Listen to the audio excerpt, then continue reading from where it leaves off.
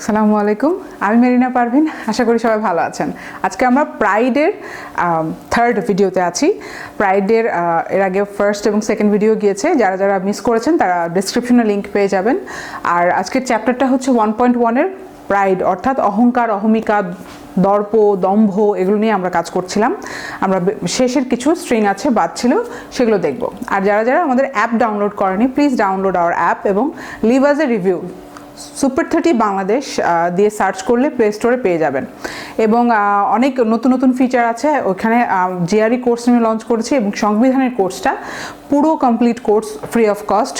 এই দুটো কোর্স আপনারা অ্যাক্সেস করতে পারছেন শুধুমাত্র আমাদের অ্যাপের মাধ্যমে। ইউটিউবে কিন্তু এখন আর অ্যাক্সেসিবল থাকছে না।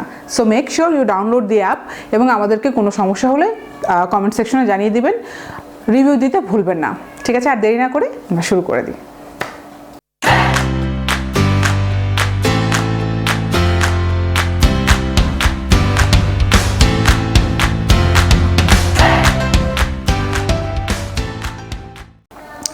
আচ্ছা, আমরা 9 নম্বর স্ট্রিংটা দেখি। গট ক্যারিড অ্যাওয়ে লিজেন্ড আছে, তার মানে কি প্রাইড বা দম্ভ, অহংকার থেকে কি হবে, একটু ডেভিয়েট করবে, একটু পেরিফেরাল হবে। ইম্পার্টিনেন্ট আমরা গত স্ট্রিংয়ে, গত ভিডিওতে এই ওয়ার্ডটা দিয়ে শেষ করেছিলাম, রাইট?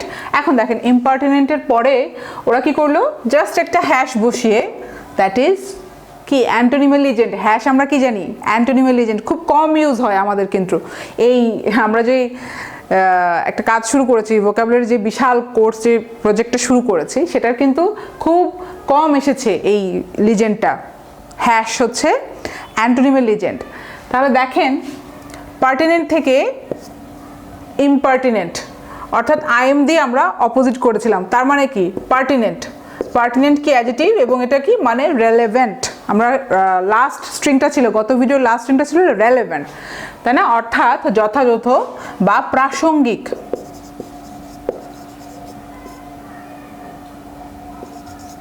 প্রাসঙ্গিক। This topic is pertinent to this chapter.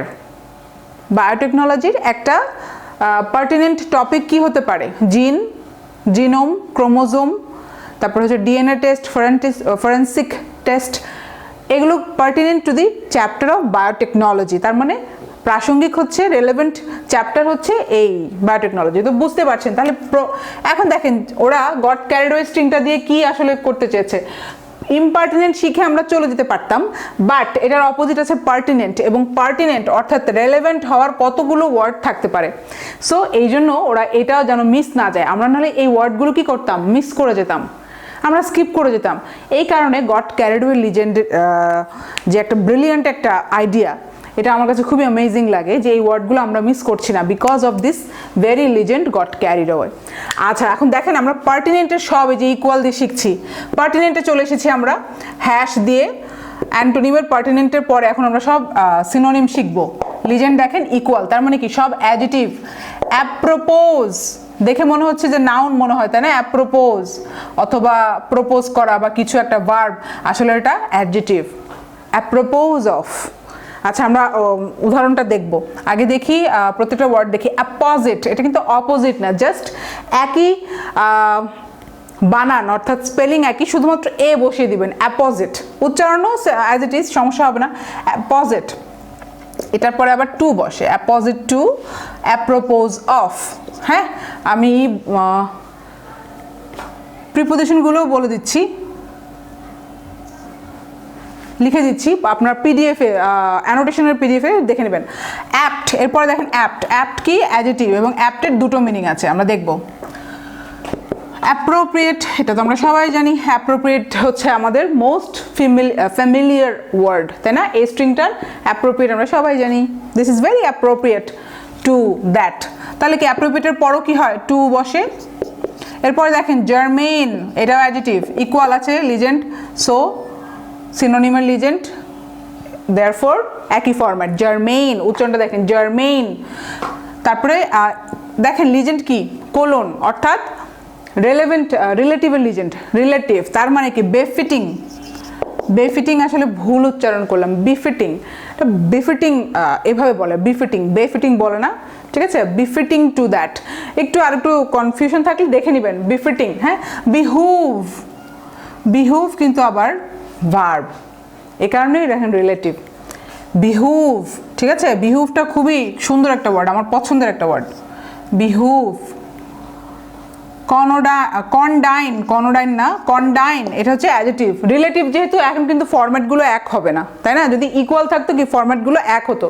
কনডাইন দেখেন অ্যাডজেক্টিভ এবং সেম ওয়ার্ড রুট দেখেন, তার মানে যে ডাইন দিয়ে আমরা একটা রুট পেলাম, দ্যাট ইজ ডিগনিটি। দেখেন ডিআইজিএন হচ্ছে রুট, ডিআইজিএন, এখানেও তাই। ডিগনিটি নাউন, আমরা জানি ডিগনিটি মানে কি, প্রাচুর্য বা আমার ঐশ্বর্য বা আমার যেই অহমিকাটা, আমার যে গৌরব, গৌরব, খুব ভালো বাংলা হচ্ছে গৌরব। আচ্ছা, আমরা এখন মিনিং দেখব খুব দ্রুত। ইম্পার্টিনেন্ট আমরা জানি অপ্রাসঙ্গিক, পার্টিনেন্ট প্রাসঙ্গিক, অ্যাপ্রোপোজ অফ অর্থাৎ খুবই যথাযথ, যথোচিত বা সমুচিত, সমুচিত বা যথোচিত। বাংলাগুলো খুব সুন্দর বাংলা, বাংলাগুলোও ইম্পর্টেন্ট আপনার শব্দ ভাণ্ডারের জন্য। বাংলা যে রাইটিং আছে 200 মার্কের যে বাংলা লিখতে হয়, ওটাতে ধরা খাবেন যারা বাংলাতে দুর্বল আমার মতো। আচ্ছা, অ্যাপ্রোপোজ অফ, তাহলে উচ্চারণ ইউজটা কি হবে? The speech of the king was apropos of the occasion. রাজার স্পিচটা খুবই যথোচিত ছিল, সময়োচিত, অর্থাৎ এই সময় মাফিক ঠিক ছিল স্পিচটা দেওয়া। So the speech of the king অথবা the king speech, the king speech মুভিটা দেখে নেবেন, আমার খুবই প্রিয় একটা মুভি, টম হ্যাঙ্কসের। হ্যাঁ, টম হ্যাঙ্কসই তো প্রবাবলি। দ্য কিং স্পিচ, এই মুভিটা মনে পড়লো এখন, অবশ্যই যার এটা একটা ওয়ান অফ দ্য ক্লাসিক্স, দেখে নেবেন।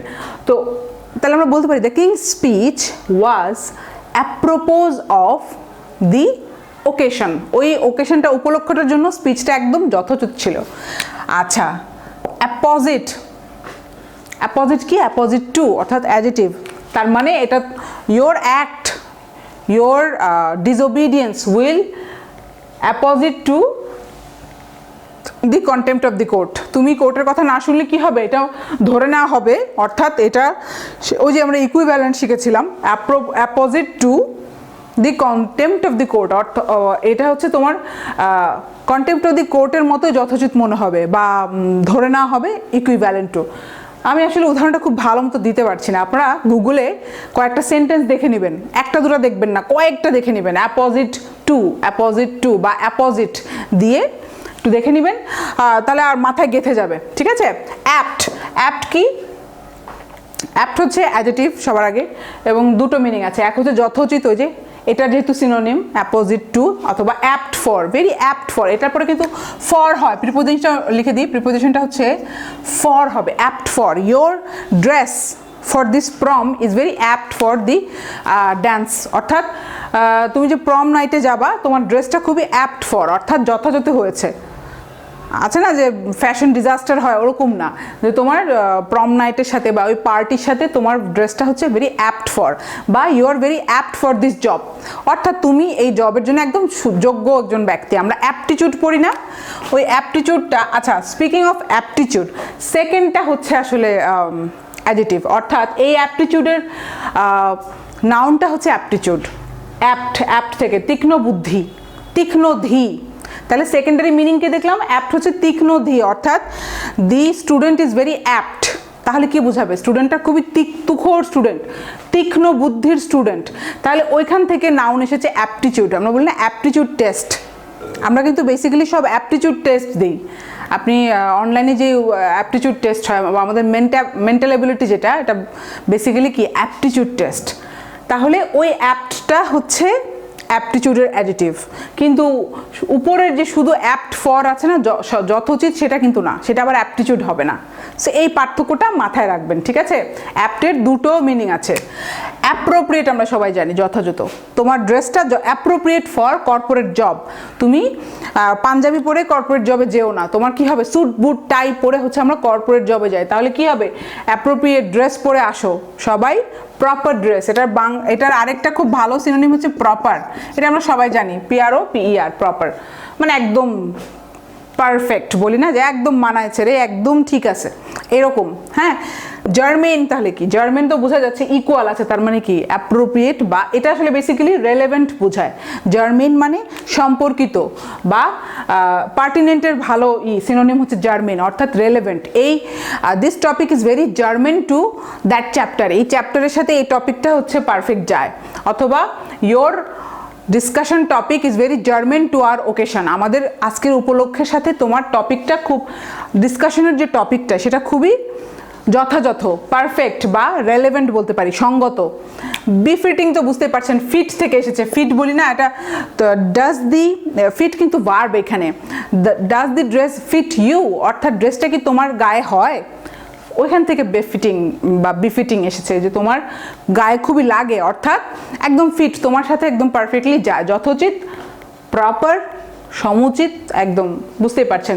এখানে আসলে খাপ খাওয়ানোটা বোঝায়, যে তোমার অ্যাটিটিউডটা is very befitting to your rank, তোমার র্যাঙ্কের সাথে তোমার অ্যাটিটিউডটা বিফিটিং হতে হবে। তুমি অনেক ছোট একটা পিয়ন, তুমি কিন্তু এত অ্যারোগেন্স নিয়ে কথা বলতে পারো না। তুমি যদি অনেক বড় ম্যানেজার হও, দেন তোমার you can have a befitting attitude of a manager, কিন্তু তুমি পিয়ন হয়ে you can't have a manner that befits a manager, তাই না? একটা পিয়ন হয়ে তুমি ম্যানেজারের অ্যাটিটিউড তো রাখতে পারো না, that will not be befitting. I guess সেন্সটা বুঝতে পারছেন, যে খাপ খাওয়ানো বা মানানসই, জুতসই, খুব বাংলা, সুন্দর বাংলা আবিষ্কার করেছি, জুতসই, তাহলে বুঝবেন বিফিটিং। বিহুভ খুবই পছন্দের ওয়ার্ড আমার, বললাম না, বিহুভ, ইয়োর অ্যাটিটিউড বিহুভস ভেরি অ্যারোগেন্ট, হ্যাঁ, নেচার। অথবা তোমার অ্যাটিটিউডটা বিহুভ করে, অর্থাৎ তোমার অ্যাটিটিউডটা দেখে মনে হচ্ছে এরকম, তোমার অ্যাটিটিউড খাপ খায় না, মোট কথা মানানসই না বা যায় না, তাহলে কি হবে? বিহুভ করে না। আপনি বললেন your attitude behoves like a king, তোমার অ্যাটিটিউড মনে হচ্ছে তুমি একটা রাজা, so behoves like a something, এরকম বসিয়ে দেবেন ভার্ব। হ্যাঁ, খুবই উচ্চমার্গীয় লেখার ক্ষেত্রে ইউজ করতে পারবেন, ফর্মালের ক্ষেত্রে ইউজ করতে পারবেন, স্যাররা ইমপ্রেস হয়ে যাবে। এই ওয়ার্ডটা খুবই আনকমন ওয়ার্ড, ঠিক আছে? ইমপ্রেস হয়ে যাবে। আমি আগে লেখায় ইউজ করতাম এবং মানে স্যাররা নড়ে চড়ে বসতো, আরে বাবা, এই ওয়ার্ড ইউজ করলে আপনার মানে ভালো মতো জানতে হবে এবং আপনি ইমপ্রেস করতে পারবেন। আচ্ছা, কন্ডাইন ডিগনিটি, দেখেন দুটো ওয়ার্ডই একসাথে, একটা রুট দিয়ে আমরা শিখে ফেলবো। ডিআইজিএন হচ্ছে রুট, কন্ডাইন আর ডিগনিটি। ডিগনিটি যদি গৌরব হয়, আগেই বলেছি, তাহলে কন্ডাইন কি?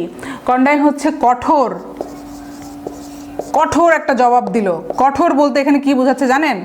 একেবারে সমুচিত, একেবারে ঠিক হয়েছে আমরা বলি না, প্রপার, মানে একদম ঠিক জবাব দিচ্ছে। ও শয়তান, ও যেরকম একটা কথা বললো, ওর উত্তরে একদম কন্ডাইন জবাব দিয়েছে, অর্থাৎ একদম সমুচিত একটা জবাব দিয়েছে। দি প্লেয়ার গেভ এ ভেরি কন্ডাইন, কি বলবো এটাকে, rebuttal to the other player. একটা প্লেয়ার আরেকটা প্লেয়ারের উত্তরে একদম সমুচিত একটা জবাব দিয়েছে। রিবাটল মানে আমরা কি জানি? একদম কথার পিঠে কথা, তুমি একটা বললে আমিও একটা ঠাস করে বলে দিলাম, তাহলে হবে দি রিবাটল ওয়াজ ভেরি কন্ডাইন, তাহলে একদম সমুচিত জবাব দিয়েছে। পরের স্ট্রিংয়ে চলে যায়, 10 নম্বর স্ট্রিং, গট ক্যারিড অ্যাওয়ে, প্রিজাম্পশাস, আমরা আগে শিখেছি প্রিজাম্পচুয়াস, টিইউ কে টিইউ বলবেন না, বলবেন চুয়াস। তাহলে কি? অ্যারোগেন্ট, নির্লজ্জ, আমরা দেখেছি অনেক বেশি, এক্সট্রিমলি সে হচ্ছে সাহসী, দুঃসাহসী, এটা ঠিক না। হ্যাঁ, বেয়াদব লেভেলের সাহসী হলে কি হবে? ইউ আর ভেরি প্রিজাম্পশাস পারসন, তুমি খুবই নিজেকে কি যে মনে করো। Over winning adjective. আপিটি, আমরা আগেই শিখেছিলাম, আপিস থেকে আপিটি। ওভার উইনিং মানে কি? ওই যে নিজেকে অনেক বড় ভাবা, ঠিক আছে? Over winning. এক্সেসিভ তোমার কি? ওভার কনসিটেড থেকে আমরা শিখেছিলাম, কনসিটেড মানে অহংকারী, দম্ভ, দাম্ভিক ব্যক্তি। তাহলে ওভার কনসিটেড মানে কি? অতিরিক্ত যার দম্ভ, নিজেকে নিয়ে খুবই গর্ব, ঠিক আছে? এটা বেয়াদবি লেভেলে পড়ে যায়। তাহলে আপিটি কি?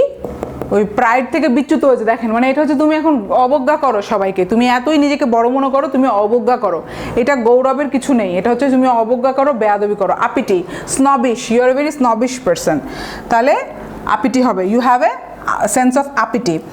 আচ্ছা, 11 নম্বর দেখি স্ট্রিং, অ্যাজাম্পশন, নাউন, এটাও দেখেন গট ক্যারিড অ্যাওয়ে, অর্থাৎ কি? আমরা এখন একটু বিচ্যুত পাবো।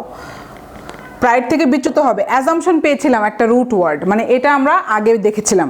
এখন আমরা অ্যাজাম্পশন থেকে যত ধরনের, দেখেন মনে আছে আমি অ্যাজাম্পশনের দুটো মিনিং বলেছিলাম। একটা বলেছিলাম বেয়াদবি ধরে নেওয়া, মানে তোমার অ্যারোগেন্স হবে your assumption, your sense of assumption. আরেকটা মিনিং কি বলেছিলাম বলেন তো? আমরা বলি না যে ধরো ম্যাথমেটিক্যাল প্রবলেমে কি আসে, যে অ্যাজিউম ইউ হ্যাভ 10 পিকক্স বা 10 এগস, 10টা ডিম আছে মনে করো, তাহলে কি অ্যাজিউম দ্যাট, এরকম দেখবেন ম্যাথ শুরু হয়, ব্যাংকের ম্যাথগুলো শুরু হয়।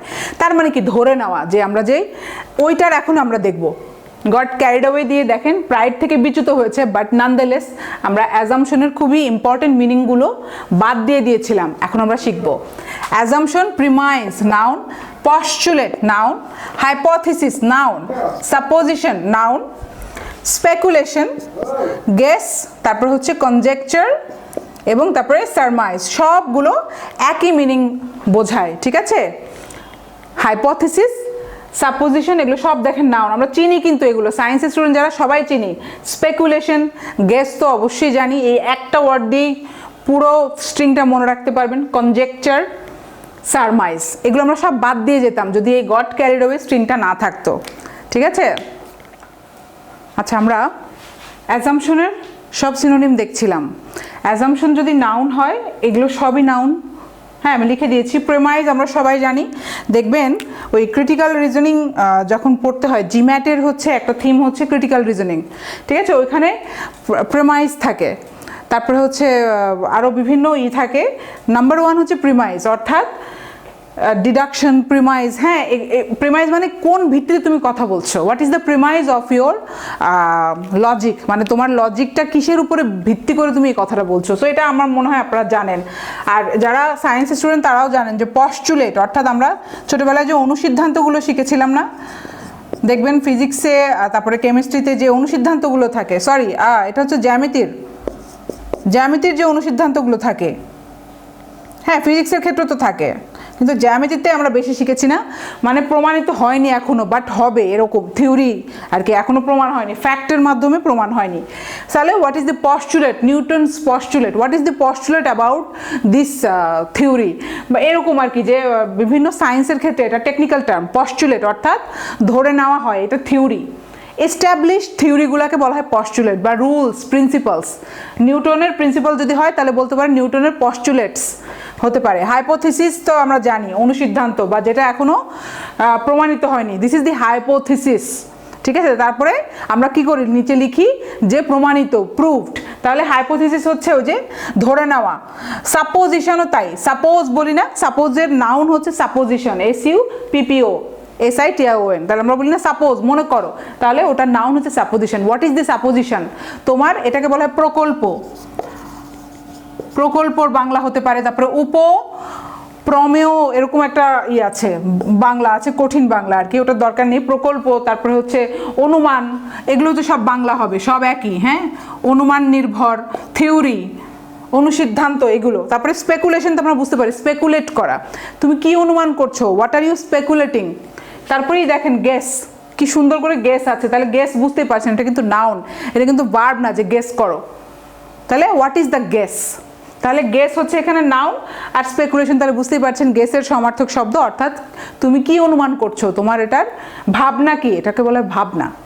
কনজেকচার, কনজেকচার খুবই ভালো একটা ওয়ার্ড হিসেবে আপনার সিনোনিম অ্যান্টোনিমে চলে আসবে। কনজেকচার মানেও হচ্ছে নট ব্যাকড বাই ফ্যাক্টস, এখনো ফ্যাক্টের মাধ্যমে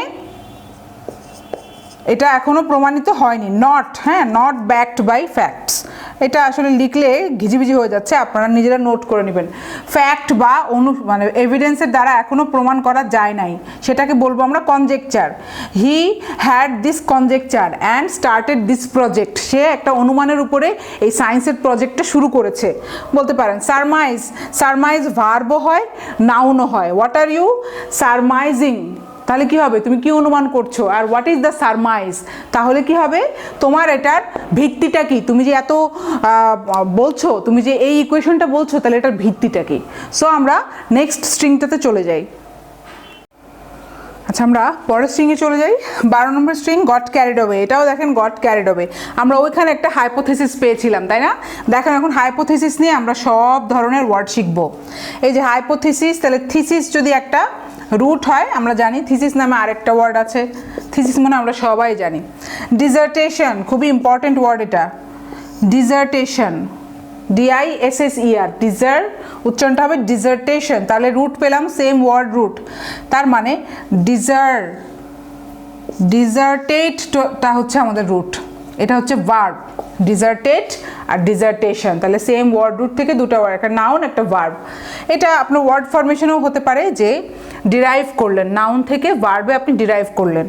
আর ইকুয়াল টু দেখেন ডিসকোর্স, এটা কিন্তু ভার্ব, হ্যাঁ দেখে মনে হচ্ছে নাউন না, কিন্তু আসলে কিন্তু দেখেন ইকুয়াল, যেহেতু ডিজার্টেট হচ্ছে ভার্ব, ডিসকোর্সও কিন্তু ভার্ব। আচ্ছা আমরা এখন মিনিং দেখি, খুবই ছোট স্ট্রিং এটা। হাইপোথিসিস আমরাও দেখেছি অনুসিদ্ধান্ত, অনুমান একটা, ঠিক আছে? এটা প্রকল্প যেটা এখনো বা থিওরি যেটা এখনো প্রুভেন হয়নি, প্রুফ করতে হবে, ঠিক আছে? বাট করা যাবে সব কিছু যখন প্রুভেন দেখায়। আমরা আগে প্রুভেন লিখতাম না জ্যামিতির ক্ষেত্রে, যেটা আপনি প্রথমে যে লিখেন না অনুসিদ্ধান্ত, ওটাই হচ্ছে hypothesis. What is the hypothesis for this equation, জ্যামিতির ইকুয়েশনগুলো, উপপাদ্যের যে ইকুয়েশনগুলো আমরা প্রমাণ করি। আচ্ছা এরপরে দেখেন ডিজার্টেশন, এটা হচ্ছে, আর থিসিস তো আমরা জানি, থিসিস পেপার বলে না। থিসিস পেপার মানে কি? নতুন একটা কিছু যখন আপনি প্রস্তাব, এটাকে খুব ভালো বাংলা হচ্ছে প্রস্তাব। পিএইচডি স্টুডেন্টরা কিন্তু এই থিসিস পেপার করে, তারা নতুন একটা পুরো মানে একদম অভাবনীয়, এর আগে কেউ করেনি এরকম একটা কিছু নিয়ে কাজ করে, দিয়ে প্রস্তাব পেশ করে যে এরকম আমার মনে হয় এটা পরে এটা প্রমাণ করবে সবাই। তো এই থিসিস আমরা জানি। ডিজার্টেশন হচ্ছে কোনো উচ্চতর বিশ্ববিদ্যালয়ে ডিগ্রি নেবার ক্ষেত্রে ডিজার্টেশন করতে হয়, অর্থাৎ যে বড় বড় এসে, লং এসে যে লিখে না ফর্মাল, এটা হচ্ছে এসের হচ্ছে বিশাল এসে, এটা নর্মাল এসে না, মানে পিএইচডির স্টুডেন্টরা করে এটা, লিখতে থাকে, ওটাকে বলা ডিজার্টেশন। অর্থাৎ তারা উচ্চতর ডিগ্রির ক্ষেত্রে এটা লাগে, নাহলে ওই পিএইচডি ডিগ্রি নিতে পারবে না। তাহলে তারা কি করবে? থিসিস পেপারের জায়গায় তাদেরকে বলবেন যে ডিজার্টেশন, টু রাইট, মানে খুবই অনেক বড় লং ফর্মাল এসেকে আমরা বলবো ডিজার্টেশন। ডিজার্টেড তাহলে কি? খুবই ফর্মালি কথা বলা, ফর্মালি ঘন্টার পর ঘন্টা কথা বললে, যদি স্পিক করেন আপনি কোনো একটা, ধরেন নোবেল প্রাইজ অনুষ্ঠানে আপনি যে কথা বলছেন ঘন্টার পর ঘন্টা, যে এই আমার থিওরি, এই কারণে আমি নোবেল পেলাম, তাহলে কি হবে? The Nobel laureate was dissertating about his new theory. সে নতুন একটা জিনিস আবিষ্কার করেছে, ডিজার্টেট করছে, ফর্মালি লং আওয়ার্স সে কথা বলছে, তাকে বলবো ডিজার্টেট করা। তাহলে দেখেন এরপরে ইকুয়াল টু ডিসকোর্স। ডিসকোর্স মানেও হচ্ছে ধর্মোপদেশ দেওয়া, অর্থাৎ যদি কোনো আপনি বড় একটা ইসে যান, হ্যাঁ কোনো একটা ইসে যান, যে হুজুররা যে ভাষণ দেয়, ওইটাকে বলো ধর্ম রিলেটেড ভাষণ। এটা একটা ভাষণ দেওয়া, হ্যাঁ ভার্ব হচ্ছে ভাষণ দেওয়া, তবে ধর্ম রিলেটেড, ধর্মোপদেশ, ঠিক আছে? ডিসকোর্স ডিজার্টেড একই, বাট ডিসকোর্সটা একটু স্পেসিফিক মিনিং হচ্ছে ধর্ম রিলেটেড। যদি বড় বড় ভাষণ, অনেক লং ভাষণ দেওয়া হয়, তাহলে বলবো ডিসকোর্স করা।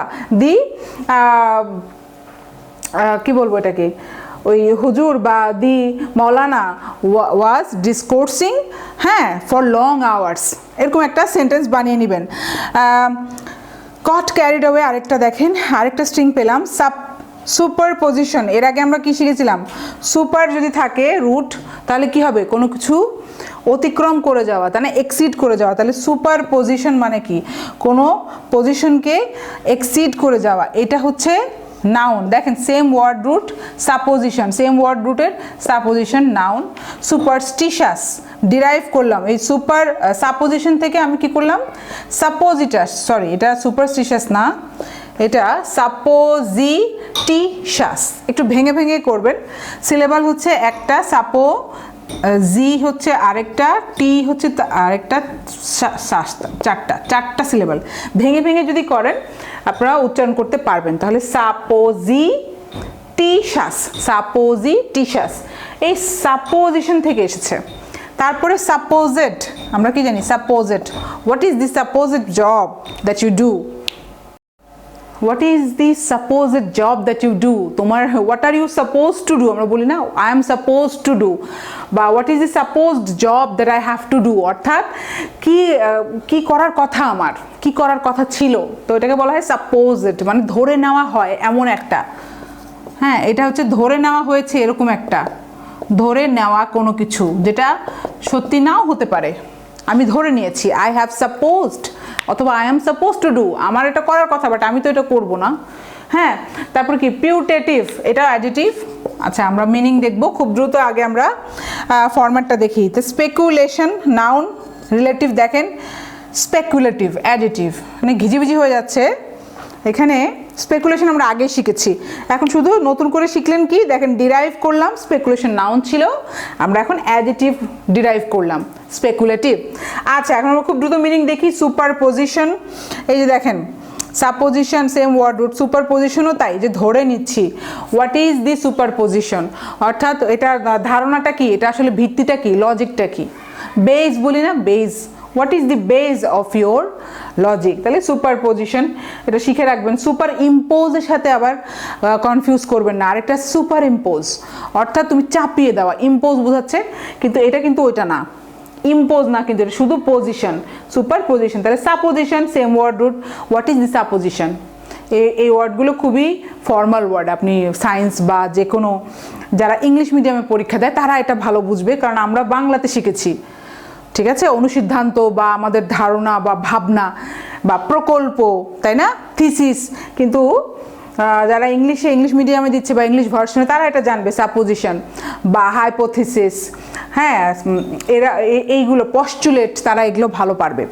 তো আপনারাও শিখে রাখেন তাহলে, সাপোজ থেকে মনে রাখবেন সাপোজিশন, আমাদের ধারণাটা কি, হোয়াট ইজ দি বেসিস, বা আপনার এটা হচ্ছে একটা থিওরি নিয়েই তো আগায়। ধরেন নিউটন যখন তার কোনো কিছু সে থিওরাইজ করে, তখন কিন্তু একটা ধারণা থেকেই সে চিন্তা করতে করতে বিশ্বাস, জাস্ট একটা বিশ্বাস, পরে সে কী করলো, প্রুভ করলো, কিন্তু তার বিশ্বাসটা আগে থাকতে হবে, তাই না।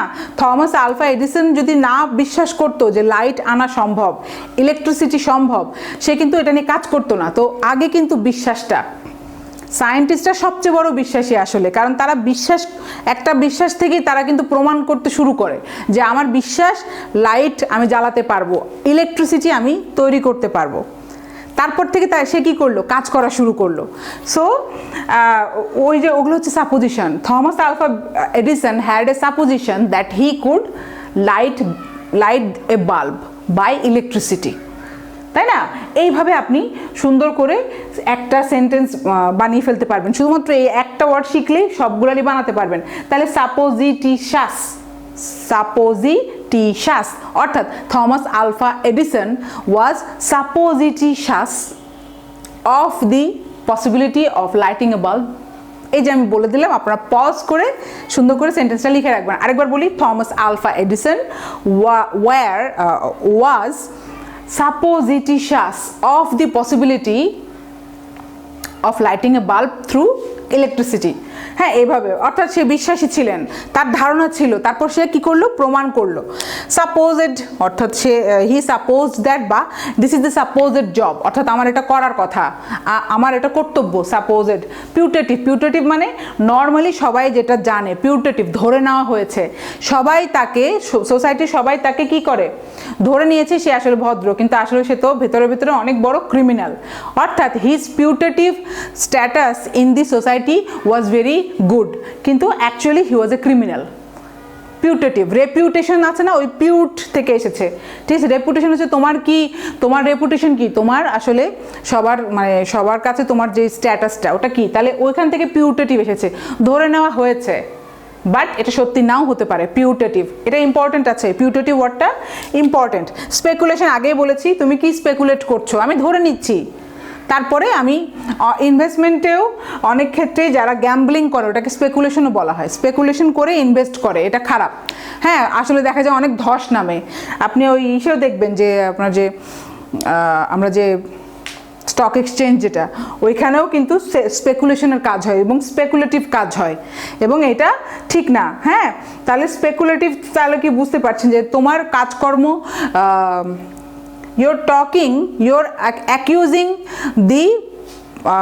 you're accusing that employee based on a speculative idea, অর্থাৎ তুমি একটা ধরে নিচ্ছ সে আসলে চুরিটা করেছে বা ট্রান্সফারটা করেছে ফান্ড, কিন্তু এমপ্লয়িটা কিন্তু কাজটা নাও করতে পারে। তোমার এই অ্যাকুজেশনটা ইজ এ ভেরি স্পেকুলেটিভ অ্যাকুজেশন, অর্থাৎ তোমার কাছে কোনো প্রমাণ নেই, বাট ইউ আর স্পেকুলেটিং এবং you are accusing in a very speculative way.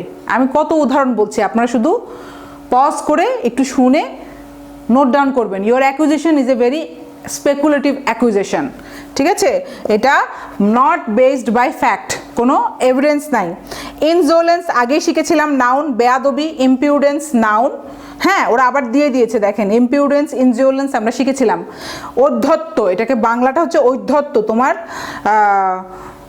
ঠিক আছে, তোমার দাম্ভিকতা। তাহলে ইম্পার্টিনেন্স এর আগেও শিখেছি, মনে আছে? ইম্পার্টিনেন্ট থেকে ইম্পার্টিনেন্স এসেছে, অর্থাৎ এই যে বেয়াদবি, ইম্পার্টিনেন্টের দুটো মিনিং দেখেছিলাম, একটা হচ্ছে বেয়াদব বা উদ্ধত, আরেকটা হচ্ছে কি ইররেলেভেন্ট বা অপ্রাসঙ্গিক। তো ওই প্রথমটার হচ্ছে এখানে আসছে স্ট্রিং। খুবই ইন্টারেস্টিং একটা ওয়ার্ড শিখবেন এখন, সেটা হচ্ছে হুটস্পা। এটা হচ্ছে হিব্রু একটা ওয়ার্ড, হ্যাঁ, উচ্চারণটা আমি লিখে দিচ্ছি, হুটস্পা, HUT, হুট স্পা, SPAH, অর্থাৎ CH আছে অথচ উচ্চারণটা হবে হুটস্পা। তাহলে excessive arrogance, self conceit, excessive নিজের যে বড়াই সেটাকে বলা হয় হুটস্পা। হ্যাঁ, আর একটা ফরওয়ার্ডটা আমরা জানি, কিন্তু ফ্রোওয়ার্ড, FRO, ফ্রোওয়ার্ড, এই দুটো একই মিনিং, অর্থাৎ অ্যাডজেটিভ। হ্যাঁ, দুটোই অ্যাডজেটিভ। খুবই সে অ্যারোগেন্ট, খুবই দাম্ভিক একজন ব্যক্তি। হি is a very forward boy in our class, খুবই ফরওয়ার্ড, ঠাস ঠাস স্যারের সাথে তর্ক করে, বোল্ড আর কি, স্যারের সাথে উদ্ধত আচরণ করে। তাহলে কি, he is a very forward student in our class. Froward, FRO একই, দেখেন কনফিউজ করে দেবে আপনাকে, দুটো একই মিনিং, দেখতেও একই রকম। এটা কিন্তু ডায়াবলিক ডুও না, দুটো মিনিং একই, ঠিক আছে? আর হুটস্পা তো বললাম, excessive self arrogance. So that's it for today's video. এরই মাধ্যমে আমরা প্রাইড অর্থাৎ অহংকার, দম্ভ, অহমিকা, এই রিলেটেড চ্যাপ্টারটা প্রাইড শেষ করে দিলাম। বাট এরপরে আমরা শিখব বোস্ট। বোস্ট হচ্ছে অন্য লেভেলের, মানে এটা হচ্ছে দেখিয়ে বেড়ানো, শো অফ।